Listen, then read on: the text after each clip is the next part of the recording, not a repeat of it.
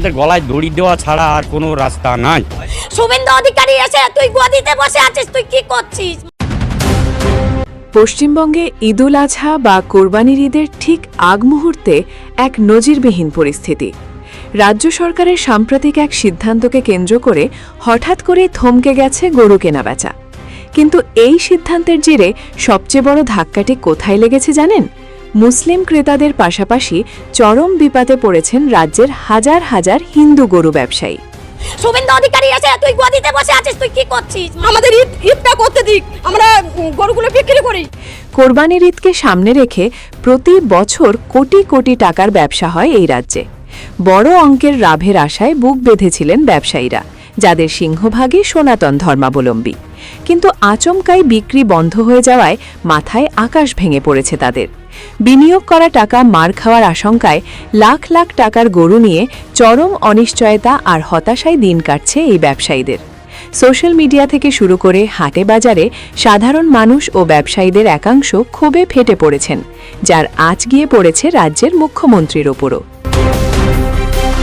এদিকে এই ঘটনাকে কেন্দ্র করে পশ্চিমবঙ্গের রাজনৈতিক পারদ এখন তুঙ্গে।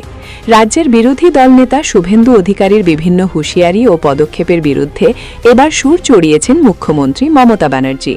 শুভেন্দু অধিকারীর এই ধরনের সিদ্ধান্ত বা অবস্থানের বিরুদ্ধে কড়া হুঁশিয়ারি দিয়ে মমতা ব্যানার্জি স্পষ্ট জানিয়ে দিয়েছেন, রাজ্যের সম্প্রীতি ও সাধারণ মানুষের রুজিরুটিতে আঘাত কোনোভাবেই বরদাস্ত করা হবে না। ইলেকশন হলে আমার রামায়ণ মহাভারত কোরআন বাইবেল শেষ হয়ে যাবে, তা আমার কাহিনী পুরবে না। তবে রাজনীতির এই দড়ি টানাটানির মাঝে সাধারণ মানুষ কিন্তু চুপ নেই। একদিকে প্রশাসনের কিছু সিদ্ধান্তের কারণে ক্ষুব্ধ জনতা খুব উগরে দিচ্ছেন, অন্যদিকে বিরোধী শিবিরের অতি সক্রিয়তা নিয়েও প্রশ্ন তুলছেন অনেকে। ব্যবসায়ীদের দাবি, রাজনীতি চলুক রাজনীতির জায়গায়, কিন্তু পেটের দায়ে যে ব্যবসা, সেখানে যেন কোনো রাজনৈতিক রং লাগানো না হয়। কারণ এই ব্যবসার সাথে জড়িয়ে আছে বহু হিন্দু মুসলিম পরিবারের অর্থনৈতিক ভবিষ্যৎ। ঈদের আর মাত্র কয়েকটা দিন বাকি।